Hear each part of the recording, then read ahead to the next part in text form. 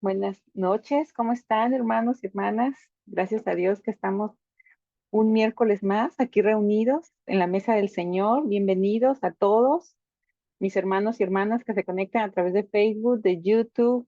Le damos gracias a Dios por este fin de año que nos está permitiendo llegar porque es el último miércoles de este año 2023.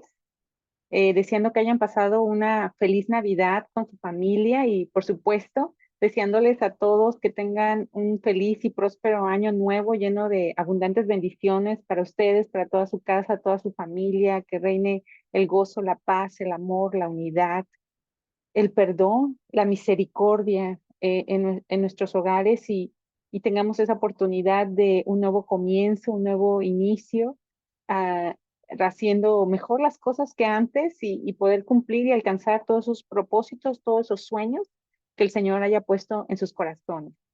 Bueno, el miércoles pasado nuestro pastor nos compartió acerca del canon de las Escrituras. Hoy vamos a hablar acerca de la Biblia. Para aquellos que no me conocen, me presento.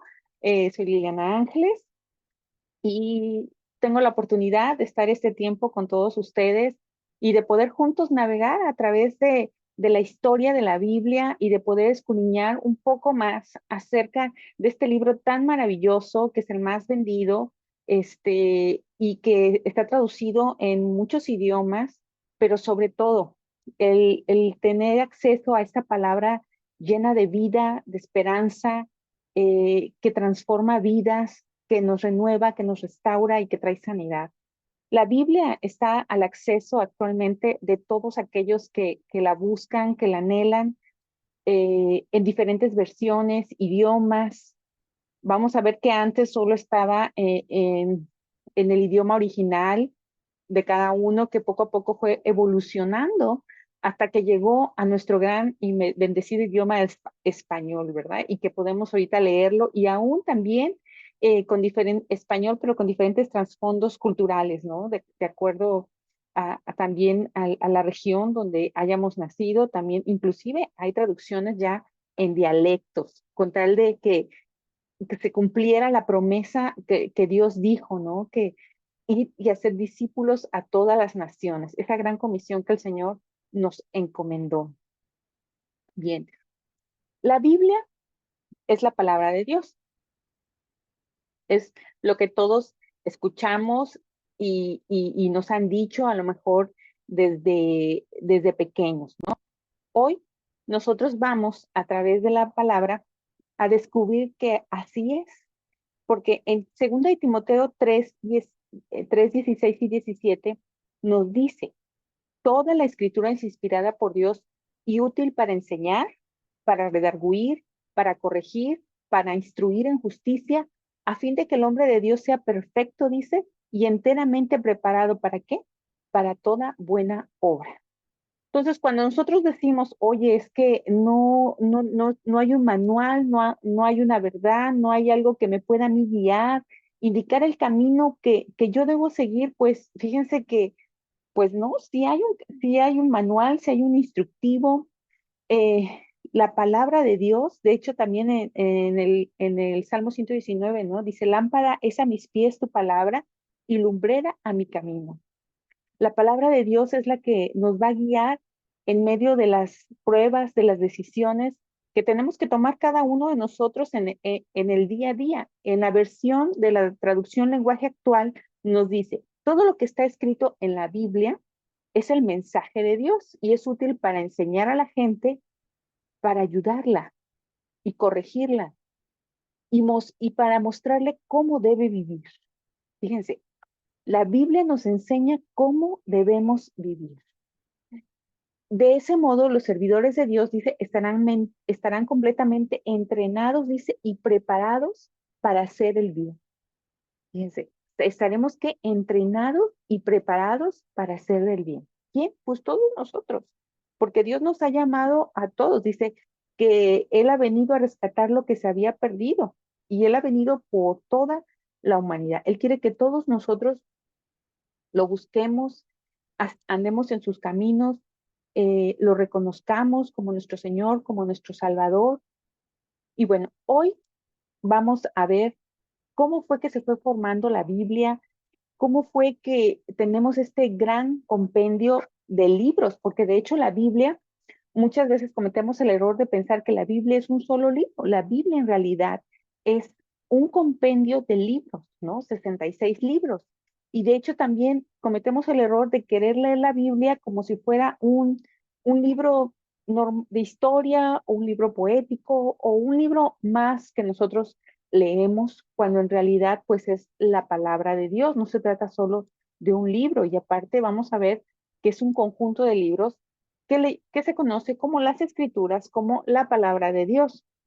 Y nosotros decimos que la Biblia es la palabra de Dios porque el creador de todo lo que hay, Dios, nuestro Padre, en un punto definitivo de la historia, decidió, él buscó comunicarse con todos nosotros por diversos medios para que no tuviera duda de que era Dios mismo el que se estaba comunicando con nosotros. Y lo vemos cuando habló con Moisés en esa zarza en el fuego, ¿no?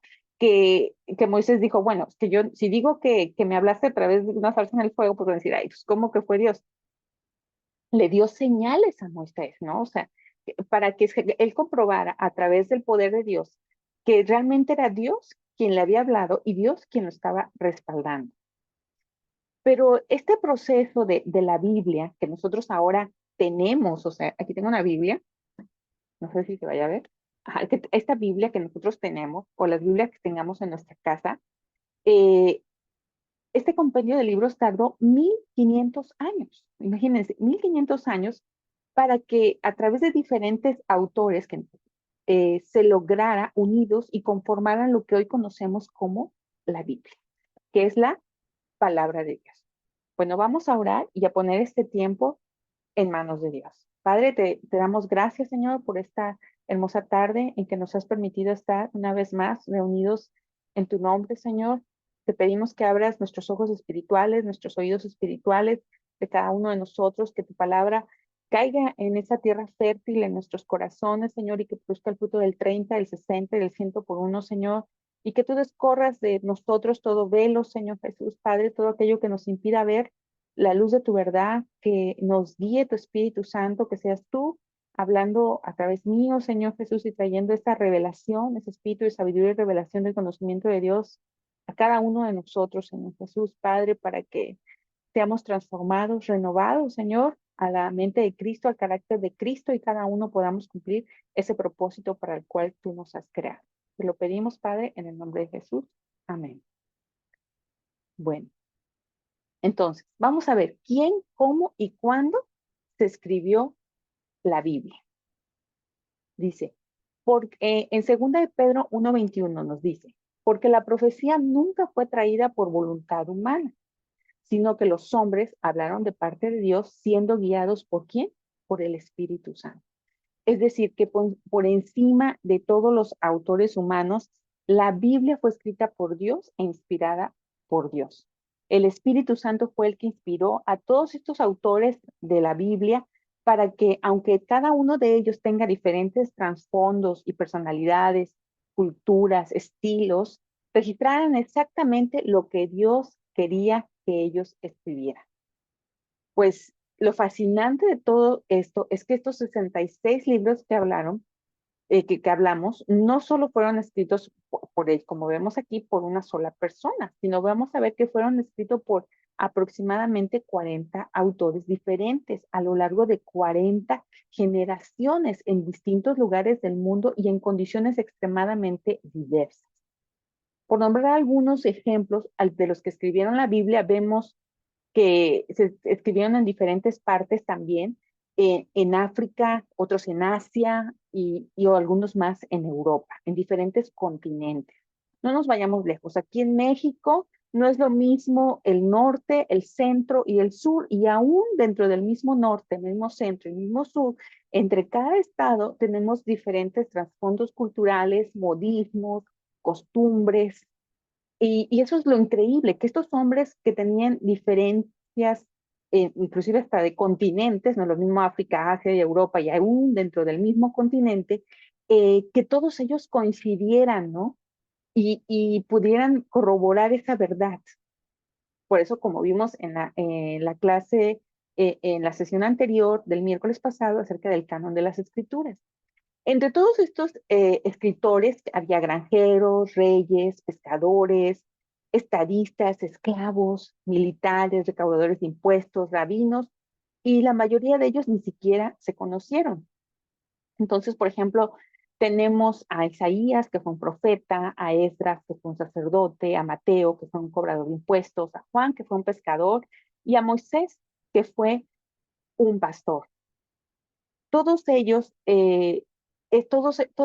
todos ellos reunimos todos estos compendios de libros, dice que fue a través de 1500 años, es decir, 15 siglos. Y realmente todo esto es muy impresionante porque al analizar el conjunto de todos esos escritos, concuerdan a la perfección con el tema y el mensaje de la Biblia. Cada nueva revelación complementa la anterior o corrobora las primeras. Cuando tú empiezas a leer la Biblia y empiezas a escudriñarla y te empiezas a fijar que un libro fue escrito en diferentes periodos de tiempo y que ambos coinciden con esta gran verdad, es increíble y podemos verificar efectivamente que es el Espíritu Santo hablando, porque hicieron un ejercicio con un club literario en el que les dijeron a varios de estos escritores que tomaran una nota periodística como referencia y que ellos compartieran, señor, relataran, perdón, el acontecimiento en su propio estilo personal, de preferencia. Pasó una semana y pues efectivamente el resultado literario fue maravilloso, ¿no? Porque todos ellos pues están estudiando acerca de la literatura y pues son excelentes escritores. Pero el resultado histórico fue catastrófico, a pesar de contar con una base, todos ellos estaban llenos de contradicciones y algunos tenían invenciones imposibles, ¿no? Porque contar de hilar la historia o el género que ellos escogieron para contarla, pues unieron con palabras e ideas. Entonces, si en este grupo de personas que estamos hablando, que es la misma generación, en la misma ciudad, con un objetivo claro y definido, eh, había terminado con trabajos tan opuestos entre sí, pues cuanto más de 40 personas de distintas clases sociales y de distintas épocas. Sin embargo, es increíble que hay una uniformidad y una unidad en la Biblia que son impresionantes. Pues la respuesta que los mismos autores nos dan es que en realidad todos los que participaron en la elaboración de las escrituras a lo largo de los siglos lo hicieron bajo la dirección del Espíritu Santo.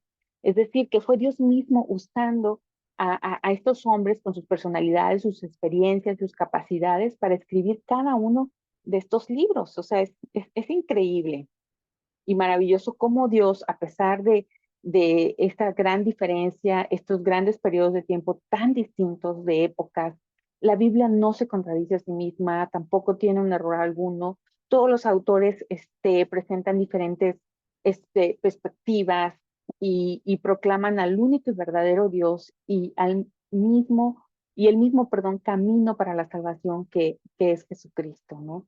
O sea, un autor avala al otro, un autor reconoce al otro, ¿no? En Juan 14:6 dice, Jesús les dijo, yo soy el camino, la verdad y la vida, y nadie viene al Padre si no es por mí. En Hechos 4:12, la Biblia nos dice, y en ninguno otro hay salvación, porque no hay otro nombre bajo el cielo dado a los hombres en que podamos ser nosotros salvos. En realidad, la Biblia nos habla del gran amor de Dios por todos nosotros, de salvación para nosotros y que nos está mostrando el camino que nosotros debemos seguir. Es el camino, la verdad y la vida. Y de hecho, si leemos en el Antiguo Testamento, si tú lo empiezas a ver desde esa perspectiva, el mismo tabernáculo, el atrio era el camino, la verdad, era el lugar santo, perdón, el lugar santo, sí, y el lugar santísimo era la vida, donde estaba la presencia de Dios. Cuando empezamos a leerlo desde esa perspectiva, porque yo antes decía, ay, el Antiguo Testamento, ay, el Nuevo Testamento, me gustaba más el Nuevo Testamento, pero cuando descubrí que ambos se avalaban a sí mismos, se respaldaban a sí mismos y que el Antiguo Testamento nos estaba preparando y el pueblo judío para la venida de Jesucristo y ver que es un paralelismo y que todo se trata de Cristo, es increíble cómo esa revelación de Dios viene a nuestra vida y empezamos a entender y a ver aquello que Dios en realidad quiere mostrarnos a todos nosotros, a todos sus hijos, y que en realidad Él quiere, dice que Él nos creó, que Él nos formó y que existimos para su gloria y que Él preparó buenas obras de antemano para todos nosotros, o sea, que todos deberíamos estar haciendo buenas obras, ¿no? Dice, pero dice, hay gente que podría decir, bueno, pero no cualquier persona podría venir y decir que Dios le había hablado y que le había dicho que escribiera su palabra. Bueno, sí podríamos pensar eso. Sin embargo, pues no cualquiera podía porque Dios había dado instrucciones específicas para poder demostrar quién es el que estaba hablando de parte de él y si era un falso profeta. Y el castigo para todos esos falsos profetas era la muerte inmediata. Los profetas todos debían reunir requisitos muy específicos que vemos en Deuteronomio 18. Es allí donde se da la respuesta que acabamos de hacer. ¿Cómo saber si es verdad que un profeta es un profeta de Dios, que dice palabras de Dios? Porque sus profecías debían cumplirse. Si no se cumplían sus profecías, pues no era de Dios. Si las palabras de aquel profeta no se cumplían, entonces era un falso profeta y recibía la pena de muerte. Decir que alguien hablaba en nombre de Dios era un asunto muy serio que nunca no se tomaba a la ligera. Lo que dijera un profeta de parte de Dios tenía que concordar con lo que los hombres de Dios habían dicho anteriormente, pues Dios no se contradice. Es decir, que si nosotros leemos el Antiguo Testamento y el Nuevo Testamento, vemos cómo los nuevos hablan acerca de los anteriores y dentro de los que contemporáneos de ese tiempo hablan a su vez entre ellos, ¿no? Isaías dijo, escrito está, eh, cuando lo estamos nosotros leyendo. De manera que cualquiera que dijera ser un profeta de Dios y que no cumpliera con estos requisitos no podía ser tomado en cuenta. Entonces, estos hombres debían de cumplir con estos requisitos específicos para que nosotros estuviéramos seguros que efectivamente hablaron de parte de Dios. En el caso del periodo comprendido antes de Jesucristo, a esos voceros se les conoció como profetas, o sea, estamos hablando del Antiguo Testamento. Dios hablaba solo a través de sus profetas.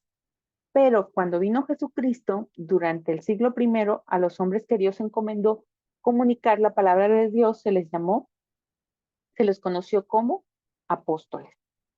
La Biblia entonces viene del griego a través del latín y significa los libros. Es la designación bíblica de las escrituras o las santas escrituras. Viene también de papiro, biblos, que es una planta utilizada en la fabricación de papel. Pocos libros de la Biblia nombran específicamente a su autor, así como la fecha aproximada de su autoría, es decir, eh, cuándo fueron escritos estos libros.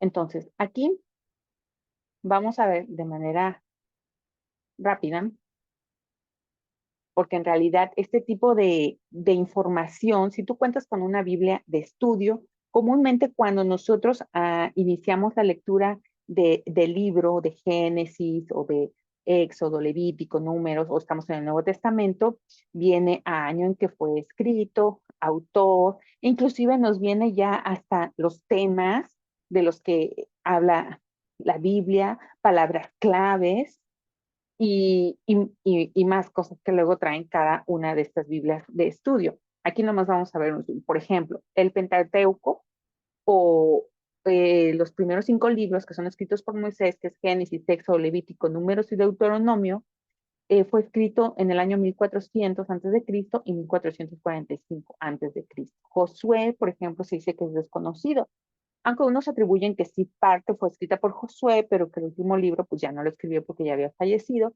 fue de 1400 a 1375 antes de Cristo. Jueces se considera que es desconocido, aunque el Talmud babilónico se lo atribuye a Samuel entre 1050 y 1000 antes de Cristo. Al igual que Ruth, también la tradición judía también se lo atribuye a Samuel entre 1050 y 500 antes de Cristo. Primera Samuel pues dice que es desconocido, suponen que la primera parte fue Samuel, o sea, y que el resto fue el sacerdote Abiatar, o sea, que del capítulo 1 hasta el 25, pues fue, y ya los demás fue el sacerdote Abiatar. Segunda de Samuel posiblemente fue el sacerdote Abiatar entre 1981 y 722. Primera de Reyes, Segunda de Reyes, es desconocido, pero se le aunque se le ha atribuido a Jeremías. La primera de Reyes con 560 y 538 antes de Cristo. La segunda de Reyes es incierta, pero probablemente dice que es entre 560 y 538 antes de Cristo. Primera de Crónicas y una de Crónicas pues se atribuye a Esdras, probablemente entre 425 y 400 antes de Cristo. Y así nos vamos. Nehemías, pues Nehemías, este fue escrito en 423 antes de Cristo. Bueno, ¿para qué me sirven todos estos datos? Para que cuando nosotros estemos leyendo la palabra, podamos darnos cuenta de lo increíble que es Dios, que a pesar de que eran diferentes tiempos, lugares, ciudades, porque si empezamos a investigar de dónde era cada uno de ellos, era el Espíritu Santo hablando a todos y cada uno de los que Dios eligió de estos profetas. En el Nuevo Testamento, por ejemplo, tenemos que Mateo es anónimo, pero tradicionalmente dice que se le atribuye a Mateo entre 50 y 75 después de Cristo, Marcos entre 65 y 70 después de Cristo, Lucas se considera Lucas entre 59 y 75 después de Cristo. ¿Se dieron cuenta? Que aquí hablamos después de Cristo, que es el Nuevo ¿qué? Testamento. Juan, el apóstol Juan, alrededor del 85 después de Cristo. Y así nos vamos, aquí están todas las cartas de Pablo, que están Santiago, Santiago, Pedro, Pedro, y vemos los años en que probablemente fue escrito. Algunas de las que están seguros, pues ponen el año tal cual es. Por eso damos gracias a todos los historiadores, a todos los que han intervenido directa e indirectamente en este proceso de investigación y que han traído a nuestras manos este tesoro de vida que es la palabra de Dios. Bueno, de qué partes consta nuestra Biblia? Bueno, nuestra Biblia está compuesta por 66 libros pequeños. El tema central solo es uno, el plan amoroso de Dios para rescatar a la humanidad perdida. O sea, en realidad, Dios lo que vino a hacer es a rescatarnos a todos nosotros. Él vino a reconciliarnos con Dios y a reconciliarnos con todas las cosas. Él lo que desea es que nosotros, dice que yo quiero que seas feliz y seas prosperado, ¿no? En todo, pero pues dice así como prospera tu alma en todas nuestras áreas, ¿no? Entonces, aquí podemos observar, bueno, como vimos en el otro y aquí también, que la Biblia pues no está ordenada cronológicamente, de manera que el hecho que un libro anteceda a otro no quiere decir que haya sido escrito antes o que los acontecimientos que relata hayan sucedido previamente a los que narra el siguiente libro. De hecho, los libros de la Biblia están ordenados de manera temática. Y a los libros que fueron escritos antes de Cristo se les conoce como Antiguo Testamento. Y esta sección, dice, se conforma de 39 libros. Al conjunto de libros escritos durante el primer siglo se les conoce como el Nuevo Testamento. Y en total estamos hablando, aquí vemos, de 27 libros, ¿no? De esta primera división se desprende varias más que nos dan grupos de libros históricos, poéticos, proféticos, evangélicos y las epístolas. Y eso lo vamos a ver ahorita. Acá tenemos entonces que el Antiguo Testamento consta de 39 libros y nos relata la obra de Dios con su pueblo antes del nacimiento de Jesús. Y que el Nuevo Testamento consta de 27 libros y nos relata todo acerca desde el nacimiento de Jesús, toda su vida, su ministerio de sanidad de enfermos, el perdón de pecados, su muerte en la cruz, su resurrección, su ascensión.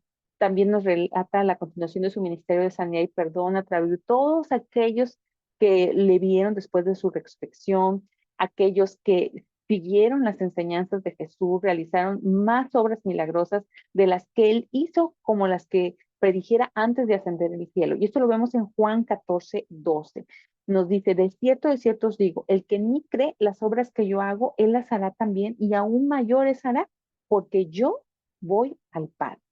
Aproximadamente la mitad del contenido del Nuevo Testamento lo compone Hechos de los Apóstoles y las epístolas, o sea, todas las cartas, y contiene las enseñanzas de los que vieron a Jesús después de que se levantó de los muertos. Fueron escritos de los muertos, perdón. Fueron escritos dentro del periodo de los primeros 50 años después de la resurrección de Cristo. Wow. Es es increíble que actualmente nosotros contemos con todo este compendio de libros, porque transcurrieron muchos años, 1500 años, para poder lograr esta unidad enriquecedora de todos los libros que ahora, gracias a Dios, en la imprenta, pues están disponibles. ¿Cuál es la clasificación de los libros? Bueno, la Biblia no es solo un libro, sino vemos que es una biblioteca de muchos libros. La mayoría de las Biblias cristianas, pues ya vimos que contienen 66 libros, están organizados y temáticas, ¿no? En orden y las categorías que mostramos, que ya vimos. Por ejemplo, el libro de profetas en el Antiguo Testamento aparecen juntos, comenzando por profetas mayores, que significan que son los libros más largos, seguido de los profetas menores. Es decir, no significa que uno sea más importante que el otro, sino que se refiere a la longitud o a la cantidad de capítulos que estos tienen. Esta organización es diferente para otras creencias bíblicas de fe. Por ejemplo, las Biblias católicas, romanas y ortodoxas orientales incluyen los libros apócrifos, que ya vimos, ¿no? Que son los libros, cuando vemos el canon, que son los libros escondidos u obras secundarias, que son libros que no cumplen con todos los lineamientos del canon, ¿no? Y que sí aparecieron en la Septuaginta, una traducción griega hecha de la Biblia hebrea aproximadamente 200 años antes de Cristo. Los judíos, sin embargo, decidieron más tarde no mantener estos libros en la Biblia.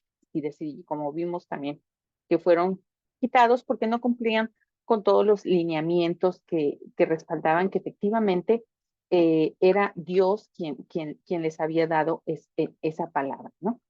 Bueno, ¿cuál es la clasificación de los libros? Bueno, aquí vamos a ver ya específicamente, ¿no? Tenemos que los libros del Antiguo Testamento se dividen en la ley, que es o Pentateuco o el Torah, también le llaman así lo conocen, ¿no? Que son Génesis, Éxodo, Levítico, Números y Deuteronomio. Esa es pregunta de examen. Bueno, si estuviéramos en un estudio bíblico, ¿cuál es el Pentateuco? O sea, aquí es donde tendrían que contestar. Y luego se dividen en históricos, o sea, que nos cuentan acerca de la historia, ¿no? Que son Josué, Jueces, Ruth, Primera y Segunda de Samuel, Primera y Segunda de Reyes, Primera y Segunda de Crónicas, Esdras, Nehemías y Esther. Luego tenemos los poéticos, o sea, cuando los empezamos a leer, pues nos damos cuenta, ¿no? Job, Salmos, Proverbios, Eclesiastés y más con cantares, ¿no? Profetas mayores, que ya dijimos que se llaman así, no porque sean más importantes, sino porque son más tienen un mayor contenido, mayor número de capítulos. Entonces tenemos Isaías, Jeremías, Lamentaciones, Ezequiel y Daniel, y los menores, que son más cortos, Oseas, Joel, Amos, Abdías, Jonás, Miqueas, Nahum, Habacuc, Zafonías, Ageo, Zacarías y Malaquías. Entonces, el Antiguo Testamento se compone de varios libros. Estos relatan la historia y las enseñanzas del pueblo judío y está organizado en diferentes secciones. Entonces, el Pentateuco también se conoce como los 5 libros de Moisés. Es considerada la base de la ley y la enseñanza judía. Los libros históricos narran la historia del pueblo judío desde la conquista de la tierra prometida hasta la caída de Jerusalén. Los libros poéticos contienen la poesía y sabiduría. Los profetas mayores y menores, pues son libros, dice que contienen las profecías y las advertencias de los profetas. O sea, wow, qué hermoso todo lo que Dios nos dejó a través de todos sus profetas para que nosotros tengamos acceso a esta gran riqueza, para que nuestras vidas sean transformadas, guiadas, restauradas, ¿no? En el Nuevo Testamento, ya vimos que relata la vida, las enseñanzas y la muerte de Jesucristo, así como el inicio y la expansión de la iglesia cristiana. Los evangelios, pues son los 4 libros que narran la vida y los hechos de Jesús, y estos son Mateo, Marcos, Lucas y Juan. Los Hechos de los Apóstoles, que es el libro de historia, relata la historia de los primeros seguidores de Jesús y el establecimiento de su iglesia. Eso lo vemos en Hechos. Y las epístolas, pues son cartas escritas por los apóstoles y otros líderes cristianos a las primeras comunidades cristianas. Y aquí vemos, pues, las epístolas se dividen en las que escribió Pablo. ¿Cuáles escribió Pablo? Romanos, Primera y Segunda Corintios, Gálatas, Efesios, Filipenses, Colosenses, Primera y Segunda Tesalonicenses, Primera y Segunda Timoteo, Tito, Filemón y Hebreos. Y las generales que están escritas por Santiago, Primera y Segunda de Pedro, Primera y Segunda y Tercera de Juan, Judas. Y por último tenemos Apocalipsis, que es el libro profético, que es un texto profético que describe el fin del mundo y el juicio final. específicamente se basa en eso. Aunque cuando estudiamos escatología vemos que hay otros libros que también, y cuando leemos, que nos hablan también acerca de los últimos tiempos, y lo vemos también en Daniel, y así vamos cuando empezamos a estudiar y escudriñar las escrituras. Bueno, entonces, tenemos que también los libros, aquí en el Antiguo Testamento, además de que vimos que es la ley, historia, poesía, profetas mayores y menores, el Nuevo Testamento vemos que se van los evangelios, historia, cartas de Pablo, aquí es lo que quería ver. Cartas de Pablo, algunos se dividen a iglesias y otras cartas de Pablo a individuos. Ajá. O sea, primera, segunda y Timoteo, Tito y Filemón, pues es para individuos. Y las otras serán dirigidas a iglesias. Y cartas generales y profecías. Es otra forma de agruparlas, pero si se dan cuenta, continúa el mismo orden. Bueno, ¿en qué se divide un libro de la Biblia? Bueno, aquellos que no están familiarizados con la Biblia, pues aquí vemos una imagen donde nos enseña una Biblia abierta y podemos ver que nuestra Biblia pues va a contener el nombre del libro, va a traer un número más grande que va a decir el capítulo y los pequeños números chiquitos que van a estar al inicio de ciertos enunciados o oraciones que me va a indicar el versículo y van a estar en orden consecutivo. A su vez que viene la página y a su vez en las partes de arriba también luego viene indicado qué capítulo, no, perdón, sí, el capítulo y el libro, ¿no? Luego sí, y algunas sí dicen eso. Dice, originalmente la Biblia no tenía, ¿sabían que originalmente nuestra Biblia, yo hasta que estudié esto dije, wow, originalmente nuestra Biblia no tenía capítulos ni versículos, o sea, todo estaba escrito en versos. Eruditos añadieron capítulos en 1231 y los versículos en 1551. Los capítulos son comúnmente números grandes que dijimos en negritas y los versículos pues, son los números pequeños en forma consecutiva que van en nuestra Biblia. Dice, entonces todos los libros de nuestra Biblia no fueron escritos entonces como nosotros los leemos en la actualidad. No me imagino si ahorita que hay puntos, comas, capítulos, versículos, decimos, ay, no le entiendo. ¿A qué se refiere? ¿Cuál es el contexto? No me imagino en esa época donde no existían los puntos y las comas y todo. Dice, de hecho, los escritos originales pues no tenían las divisiones, ¿no? Como vemos, nada de esto, sino que todas estas cosas fueron agregadas tras la invención de la imprenta. Lo que aún es más importante es que la Biblia no fue escrita originalmente en español. Lo que nosotros tenemos en nuestras manos es la traducción al español de las escrituras que originalmente se hicieron en 3 idiomas diferentes. En el Antiguo Testamento fue escrito en hebreo con algunas porciones en arameo y el Nuevo Testamento fue escrito en griego, aunque tiene una que otra palabra en arameo. Eh, pero principalmente así fue. Entonces, vamos a ver aquí. Si no estamos también familiarizados cuando nosotros queremos hacer nuestro devocional, nos encontramos que hay abreviaturas de la Biblia. En nuestras Biblias también al principio en el índice, cuando viene el número de página, también encontramos que viene su abreviatura. Por ejemplo, aquí tenemos Génesis, GN, Éxodo, EX, Levítico, LB, Números, NM.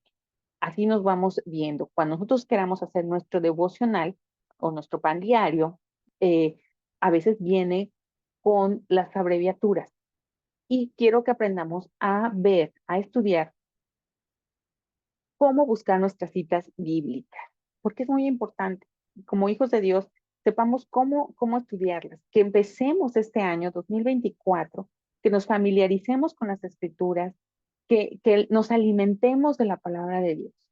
Nuestro espíritu tiene hambre de la palabra de Dios. Dice que como el ciervo brama por las aguas, mi alma anhela, Señor, brama por ti. Y sí, nuestro espíritu anhela la presencia de Dios. Y lo vemos en toda la humanidad cuando está buscando una respuesta a esa gran necesidad. Pero esa gran necesidad solo va a ser llenada por el amor de Cristo, por su palabra y por su verdad. Bueno, podemos aquí ver el ejemplo. Para buscar las citas bíblicas en la bíblica, para buscar citas de la Biblia, se usan abreviaturas, que son los nombres de los libros o de los autores. Los números más grandes señalan los capítulos, los números más pequeños indican los versículos. Bueno, eso ya lo vimos en nuestra Biblia. Entonces, cuando nos viene una cita que dice MT 5, 2.1, ya buscamos este, en nuestro índice de nuestra Biblia y vamos a ver, MT es Mateo. Bueno, ya con que inicie, ya algunos hasta lo tienen en orden alfabético acomodado los libros. Eso es más fácil de buscar luego. Entonces buscamos MT, Mateo, y luego el primer número antes de los 2 puntos indica el capítulo, que es el capítulo 5. Después de los 2 puntos vienen los versículos. En este caso es versículo 1. O sea, voy a leer Mateo 5:1. Pero también, y cuando hacemos nuestro devocional, va a venir Mateo 5, 2 puntos, del versículo 1 guión al versículo 4. Cuando es 1 del guión al 4, significa que voy a leer del 1 hasta el 4. Si aquí dijera 1,4, quiere decir que vas a leer 1 y el versículo 4. Eso lo abro cuando a veces estamos haciendo un estudio bíblico y va a venir a lo mejor 1,25 o 50 o 1,25-30. O sea que voy a leer el 1, luego del 25 al 30. Ajá, los versículos. Es la forma en que nosotros vamos a poder leer la Biblia. Ahora, aquí viene lo interesante. ¿Qué versiones existen de la Biblia? Wow. Bueno, aquí es donde la historia nos atrapa porque vemos que para que nosotros tengamos acceso a este compendio de 66 libros, antes no era posible y que era muy difícil hacer una copia, que había escribas especiales que se dedicaban y cumplían con ciertos lineamientos, que estaba solo disponible en el idioma original, ¿no? Entonces, es el libro más antiguo que aún sobrevive y cada año se distribuyen, dice que casi 80 millones de Biblias o porciones de ellas aproximadamente, gracias a la imprenta cuando surgió. Johann Gutenberg la creó en el año 1455. Hasta entonces la Biblia se pudo copiar y pagar para que y obtener copias y tenerlas todos en acceso desde ese tiempo. Entonces dio un gran paso, ya que cada año pues ya imprimimos y tenemos una nueva versión. Después la Biblia también, el libro del cual hay más traducciones que se hacen en la actualidad. Como dijimos también, es increíble que está en los dialectos, ¿no? Dios bendiga a todos estos traductores que Dios los pone en su corazón y son obedientes y se entregan a esta gran labor y compromiso, porque acuérdense que no podemos añadir ni una palabra diferente a la palabra que Dios dio, ni quitar, dice la Biblia, ¿no? Una característica que debemos tomar en cuenta en el estudio de la Biblia es que al principio, pues como dijimos, nuevamente nos vuelvo a recordar, no existían divisiones, no había capítulos, versículos, tampoco existían comas, los puntos y cualquier otro orden gramatical, ya que las primeras clases de gramática, fíjense, surgieron en la época del Renacimiento, durante el siglo XV y XVI después de Cristo. En los manuscritos hebreos más tempranos de la Biblia se dividían en versos, pero los versos no estaban numerados, entonces las divisiones fueron agregadas en las Biblias cristianas por el arzobispo inglés Stephen Langton después del año 1200, y la numeración de versículos se encuentra por primera vez en la Biblia de Bombers en 1547. Tras el cautiverio babilónico y el dominio persa, muchos núcleos de la población judía dice que se quedaron asentados fuera de Israel. Con el tiempo ya no entendían bien la lectura de la ley y de los profetas, porque estas era hecho en hebreo en las sinagogas. Por lo que entonces surgieron unas explicaciones orales del texto hechas en arameo, es decir, en su idioma, para que ellos lo entendieran. Porque acuérdense que estaba en hebreo, estamos hablando del Antiguo Testamento, que estaba en hebreo, entonces lo empezaron a hacer esas explicaciones orales y todas esas explicaciones orales en arameo luego fueron reunidas y más tarde por escrito, y estos son los targums, ¿no? Porque luego yo decía, ¿qué es un targum? Pues surgió por esta necesidad. Actualmente solo se conocen unos 10, siendo el principal el de Onkelos en 60 a.C., y existen targumes de la mayor parte del Antiguo Testamento, excepto Daniel, Esdras y Nehemías. Wow, qué hermoso. Dice, la primera y la más antigua traducción del Antiguo Testamento apareció en círculos judíos de Alejandría, o sea, en Egipto, entre los años 260 y 150 antes de Cristo. Y esta fue vertida al griego por muy diversos traductores y se conocen bajo el nombre de la Septuaginta o versión de los 70 y o LXX en números romanos, y dicho nombre se debe a una leyenda que según la cual fueron 72 traductores, 6 por cada tribu de Israel, hubieron llevado a cabo este gran trabajo. Por el año 382, el Papa de Damasco decidió que la iglesia necesitaba una única traducción autorizada del latín. Así que asignó esta ardua tarea a Jerónimo, jefe de erudito. Fíjense, ¿cuántos años se tardó? 20 años. 20 años de nuestra vida. Más de 20 años después de empezar, completó su monumental traducción, la cual se llegó a conocer como la Vulgata. Es aquí donde tenemos nosotros a la famosa Vulgata, que es la primera Biblia en latín que tiene todo el compendio. Y vemos que la Biblia en español, entonces, más famosa de todos los tiempos es la versión Reina Valera, conocida en hispanoamericana como la versión autorizada que nosotros tenemos. Aquí ahorita vamos a ver que todas estas Biblias vienen de copias muy antiguas, principalmente son 3 códices los que se encontraron y se reconocen. Es el códice sinaístico, que es un códice, el primer libro compilado de la Biblia griega, perteneciente al siglo IV, adquirido en la República Soviética de Rusia por Gran Bretaña en 1933 y ahora está en el británico. Así que cuando vayan por allá, visiten y vean. Y vean. El Códice Alejandrino, probablemente escrito en el siglo V, que ahora está en el Museo Británico y contiene toda la Biblia griega, a excepción de 40 hojas que se perdieron. Y digo todo esto porque realmente fue, si cuando escudriñamos la historia, eh, esto de que se perdieron, acuérdense que fueron quemados, fueron perseguidos, estos que encontramos aún, es porque hubo hermanos en Cristo que vieron la manera de guardarlos, de esconderlos, inclusive los encontraban en cuevas y que se preservaron hasta este tiempo, ¿no? Y también está el Códice del Vaticano, que está en la Biblioteca Vaticana en Roma y contenía originalmente toda la Biblia, pero algunas partes se han perdido. Es escrito probablemente a mediados del siglo IV. Y aquí vemos de manera, nomás para que hagamos un zoom rapidito, de cómo aquí están los manuscritos originales y tenemos los códices, ¿no? Los que acabamos de ver. El códice sinaítico, el códice del Vaticano y el códice alejandrino, que es los que tomaron para entonces poder hacer nuestras copias antiguas y donde salen esas versiones antiguas. Acuérdense que no eran todas las traducciones, se hacían traducciones luego solo del Pentateuco, durante muchos años solamente estaba ese disponible, luego fueron los salmos, profetas.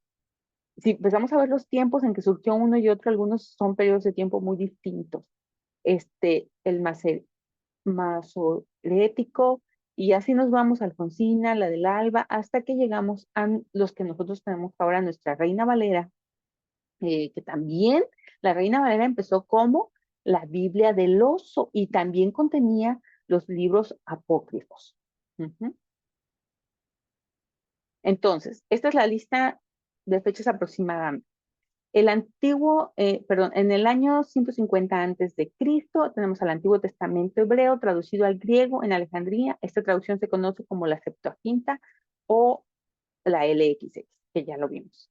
En el 285 después de Cristo está la traducción al latín de la Biblia por parte de las iglesias y luego vino en el año 400 después de Cristo Jerónimo, que terminó la Vulgata latina, y esta traducción llegó a ser la Biblia común para el cristianismo durante alrededor de 1000 años.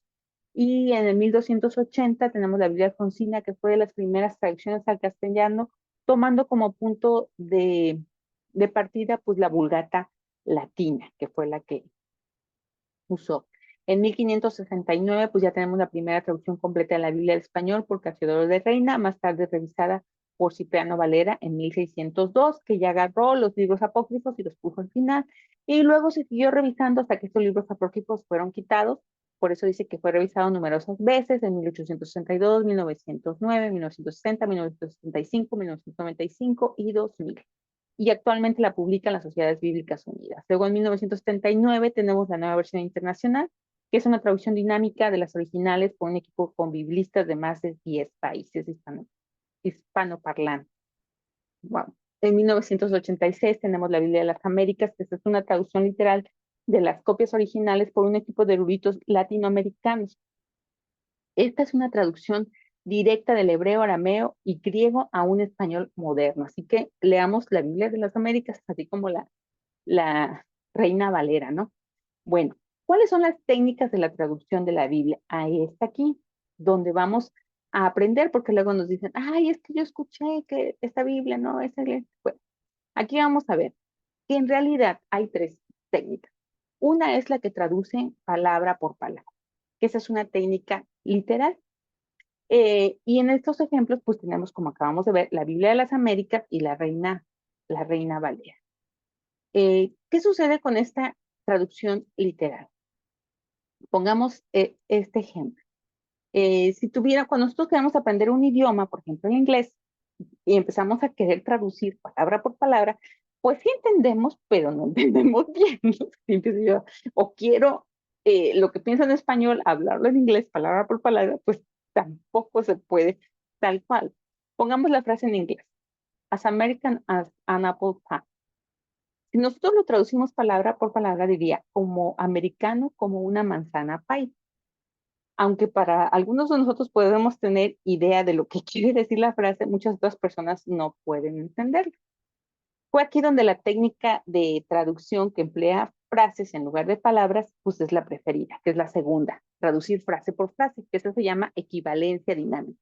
Dentro de esta tenemos como ejemplo la Biblia lenguaje actual y la nueva versión internacional, que ya cuando llegó a la nueva versión internacional dijiste, ya entiendo más, ¿no? Aquí el traductor intenta traducir palabras, modismos y construcciones gramaticales del idioma original en frases precisas y equivalentes en el idioma del receptor. Entonces, volviendo al ejemplo del pay de manzana, la técnica de equivalencia dinámica traduciría lo siguiente: tan americano como el pay de manzana. Pues es el sentido real de la frase. Por eso sí que equivalencia dinámica es la que nos gusta. Pero también existe la técnica libre, es en esta, en la que el traductor traduce ideas de un idioma a otro, pero sin preocuparse mucho por las palabras exactas que fueron usadas en el original. Estas traducciones libres son llamadas paráfrasis y buscan eliminar las diferencias culturales y gramaticales entre el original y el lector final. Y ejemplos de ellas, pues tenemos la Biblia arcoíris, la Biblia en lenguaje sencillo, la nueva traducción viviente. La lectura es muy sencilla y fácil de comprender, pero no está muy apegada al original, pues conlleva la interpretación y explicación del traductor. Entonces, por ejemplo, en el ejemplo del pay de manzana que estábamos hablando, entonces diría más americano que George Washington. O en algunos casos lo relacionaría, por ejemplo, con la cultura. Si fuera para México, diría tan mexicano como el chile verde, ¿no? Entonces, no podemos descartar ninguna de las traducciones por la técnica empleada, sino debemos que conocer sus ventajas, sus fortalezas y sus debilidades. Si lo que uno busca en un estudio serio de las escrituras, nos conviene una traducción literal, que nos da cada palabra exacta como fue escrita en el original y es de más fácil, perdón, es de más difícil lectura, pero nos brinda una representación de cada palabra del original. La traducción de equivalencia dinámica, pues va a ser la segunda, es precisa, es más precisa y de fácil lectura y generalmente es la preferida para una lectura de uso diario. En cambio, la traducción libre pues, nos va a ayudar a ver el texto de una manera diferente a lo que estamos acostumbrados, pero debemos estar conscientes de que las palabras que leemos tienen la influencia del traductor o los traductores, y en su afán de hacer que la lectura sea más amigable para nosotros, a veces se alejan mucho del texto original. Entonces, este tipo de traducciones, más que nada, deben ser vistas más como comentarios bíblicos que como Biblias. Algunas traducciones son hechas por individuos, mientras que otras son realizadas por equipos de eruditos. Como norma general, aquellas que son realizadas por equipo de lingüistas y teólogos tienden a ser más fuertes que las realizadas por una sola persona. Es lo que consideran los teólogos, los estudiosos, ¿no? Y sí, es verdad, porque pues es sometida a varios criterios, ¿no? Sea cual sea la traducción que nosotros prefiramos, la recomendación siempre va a ser es que leamos la palabra de Dios cotidianamente y de ser posible comparemos los pasajes leídos en diferentes traducciones. Actualmente tenemos hasta la Biblia digital, aquel que dice no tengo dinero para comprar una Biblia o una Biblia de estudio. Bueno, tenemos ahorita en nuestro celular la Biblia Your Version, que está disponible para todos y podemos descargar, inclusive si no tienes datos, luego decís, no tengo datos, podemos descargarla en nuestro celular, las versiones de nuestra preferencia y navegar en ella sin estar conectados o estar consumiendo datos. Y también podemos, ahorita que va a iniciar el año, realizar planes de estudio anuales, podemos escoger y nos va recordando, avisando.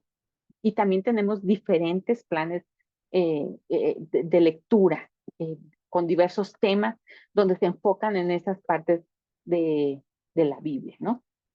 Ah, ya, vamos a terminar prontamente. Bueno, nos queda poco tiempo, ya nos estamos pasando tantito. Espérame tantito. Bueno, ¿en qué idioma fue escrita? Bueno, ya dijimos que fue escrita en hebreo, arameo y griego y que fue escrita en 3 continentes, Asia, África y Europa, ¿no? Ya vimos que así fue escrita nuestra Biblia y que el Antiguo Testamento pues está en hebreo, aunque tiene pequeñas porciones que están en arameo, y que el Nuevo Testamento está escrito en griego, aunque tiene ciertas pocas palabras, ¿no?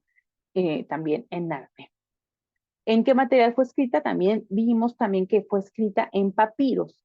Y el papiro se obtenía de la planta del mismo nombre. En el interior del tallo de la planta existen unos largos filamentos a partir de los cuales se elaboran los papiros utilizados para la escritura. Imagínate cuánto trabajo en esa época para poder hacer el papiro, ¿no? En la antigüedad, los rollos del papiro constituían el vehículo más importante para la transmisión y conservación del conocimiento humano. Entonces, la nación que ha conservado mayor número de papiros ha sido Egipto. Y ello se debe a que el papiro solo resiste largo tiempo en climas muy calientes y secos. Por eso es que se han conservado excelentemente allá en Egipto. En, primer, en un primer momento, los papiros se utilizaban en el llamado formato rollo, que vemos unas imágenes.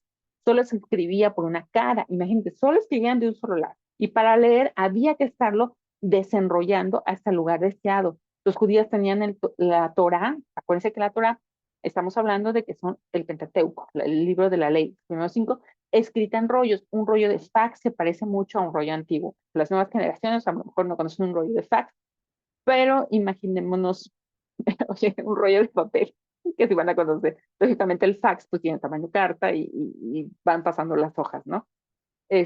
Solo siglos después, en el siglo I, comenzaron a utilizarse el pergamino formado por piel de animales, los cuales convenientemente tratadas se reducían a hojas finas y lisas. Y aquí fue donde después ya empezaron a utilizar otro material, y ya en la segunda mitad del siglo I los cristianos comienzan a utilizar el formato de códice. Wow, ya aquí ya vemos nuestro libro, ¿no? Que es como los libros actuales y se escribe por las dos caras, encuadernando los papiros como los actuales libros. Las ventajas prácticas del formato códice eran evidentes porque ya ahorraba espacio, se escribía en ambas caras, tenía un formato compacto y se podía guardar en bolsillo y era fácil manejar y también de hojear y también de esconder, ¿no?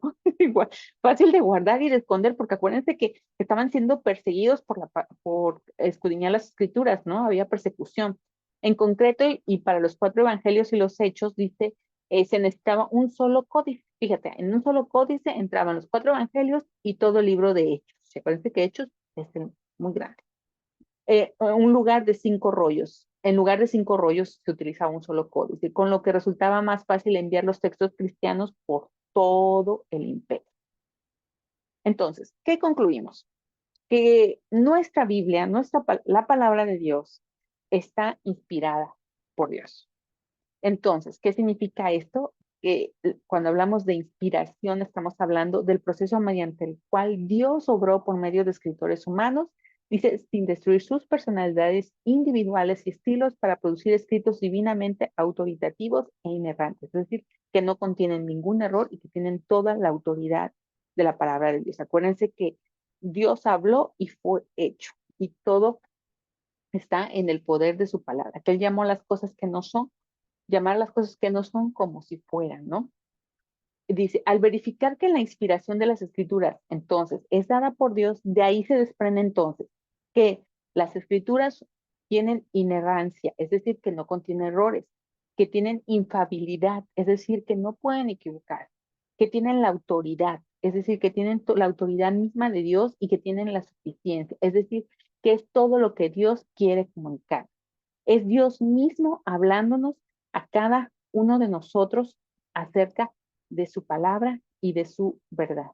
Entonces, este año que va a iniciar, iniciemos tomados de la mano de Dios, escudriñando las escrituras, comprobando todo esto que acabamos de ver cuando leamos, veamos el trasfondo cultural del el contexto de la palabra, de ese libro que me tocó leer. Acuérdense que un versículo fuera de contexto es un pretexto, entonces es importante que leamos todo en el tiempo, la época, veamos a qué se refiere, tengamos nuestro comentarios bíblicos, diccionarios, bueno, ya tenemos internet, bueno, pero también tengamos más material que nos permita enfocarnos y saber en a qué se dirigía, a quién se dirigía, qué estaba sucediendo en ese tiempo y qué nos quiere hablar Dios. Antes de leer la palabra, oremos para que Dios nos traiga esa revelación y que aquello que Dios nos habla lo pongamos por práctica. Porque acuérdate que dice que aquel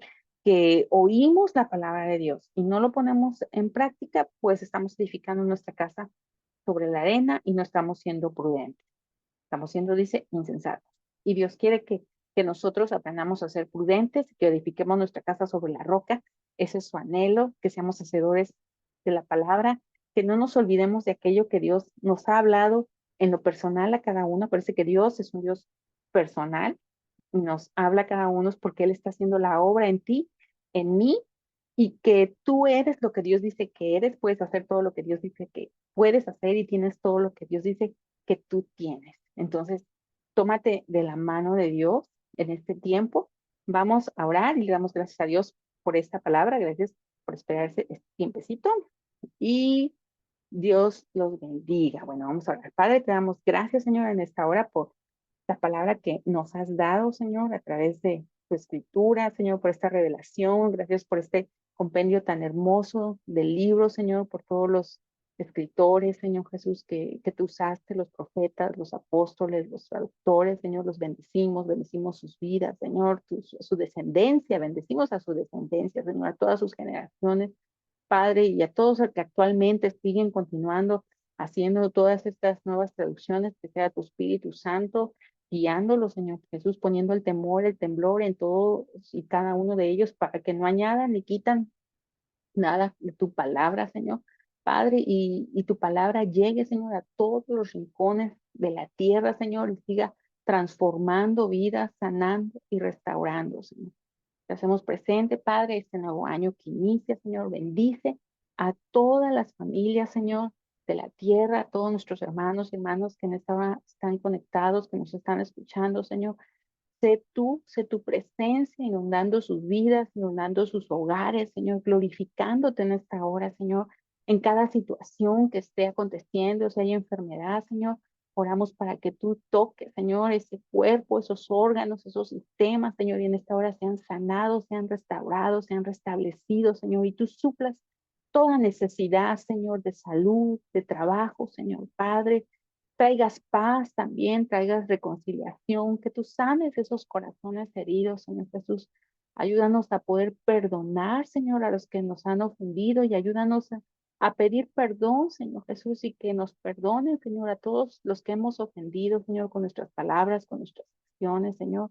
A que este nuevo año que comienza, Señor, sea tomado de tu mano, Señor. Quita todo lo que estorba en nuestras vidas para que podamos leer tu palabra, Señor, tener ese tiempo devocional, Señor, ser hacedores de tu palabra, Señor, estar orando de día y de noche, orando sin cesar, Padre, guiados por tu Espíritu Santo, Padre. Te pedimos esa llenura de tu Espíritu para todos y todos nuestros hermanos y hermanas, Señor, en toda la tierra, en toda la humanidad, Señor Jesús, porque reclamamos, Señor Jesús, Padre, a todas las naciones de la tierra para ti, Señor Jesús. Sé tú guardando la entrada y la salida, Señor. Acompaña a todos aquellos que vayan a viajar, Señor, que vayan y que regresen con bien a sus hogares.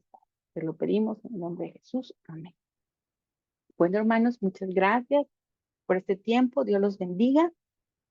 No se pierdan nuestra transmisión todos los miércoles en nuestra iglesia Arca de Vida y también a través de Facebook y YouTube a las 7 de la noche. Y todos los domingos los esperamos también en nuestra iglesia Arca de Vida en carretera Carmen Puerto Real, kilómetro 13.5 a las 10 de la mañana. Todos y todas son bienvenidos, siendo hasta aquí por la isla, por Ciudad del Carmen.